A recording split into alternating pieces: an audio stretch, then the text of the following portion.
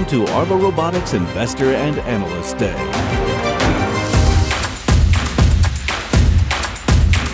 Now, roundtable discussion with industry experts.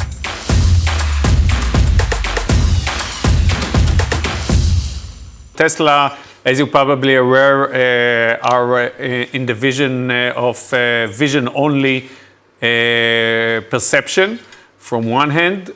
From the other end, there is the LiDAR and the relationship between LiDAR and imaging radar. Gonen, would you get into a car that relies on a vision only? And what depends what it does, right? And well, for autonomous driving. Yeah. Let's put it this way. If we want the autonomous features to be available to the customer just as if they're driving, so not limited by weather, lighting, and be safe enough, then definitely I would like to have two modalities, and one of them is non-optics. But that's me personally, right? And I think for anybody who ever developed any system, then we know very well that you always need redundancy and diversity in the system, so there's no one single point of failure. So that's, I think, a very critical one. I'm not saying LiDARs, even if radars becomes whatever we want them to be, I don't think LiDARs will go away, but I think they will. They will always maybe be on the higher end, maybe on the cutting edge of the features. But if you want to launch at scale and at cost, then I believe radars will be there. And for lower level L2, that is mostly safe, not a safety feature, but a comfort feature, which is, by the way, most autonomous driving features today on retail are defined as comfort, not safety. So it must be supervised. So in this level, you have a driver in place. So it's a different story. Matt? I think sometimes we over-index on the whole Tesla thing. I mean, with that's a business decision for them, and I don't know all the details of it, but I do know that the devil's in the details. So if you have a radar that's not providing you the right quality of data or the types of products that you need, or you haven't integrated that into in a smart fashion and aren't understanding the capabilities and lack of capabilities in that, you can actually make things worse. So I think sometimes we over-index on what they particularly did with that instantiation of a business decision. That doesn't mean that radars and cameras are bad. I think actually the opposite. As I've said before, I think that's the optimal combination. But just for that particular situation, for that particular company, that's the way they ended up going.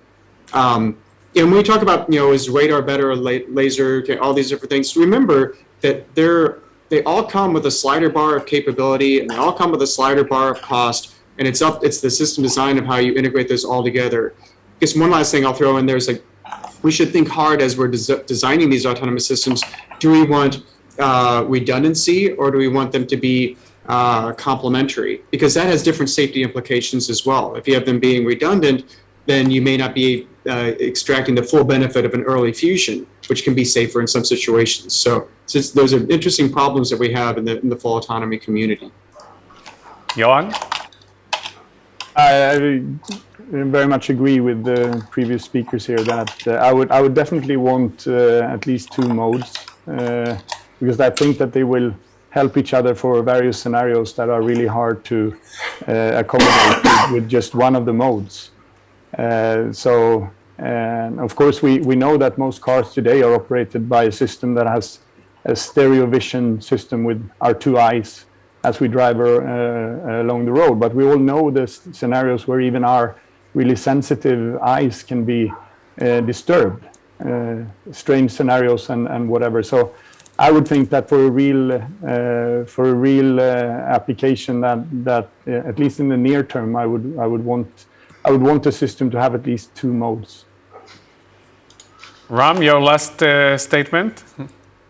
Yeah, I think on the Tesla example, I think this is a good example of the difference between the regular radars that exist today versus the new generation of radars that are coming. Today's radars are simply irrelevant for the perception stack. That's, I believe, the main reason that the perception teams, they are not really using those regular radars because they are not helping. For true autopilot, for true autonomous vehicles, you need a much stronger radar. And I can understand why, from perception point of view, the perception teams are deciding to remove the current radars, and they are working.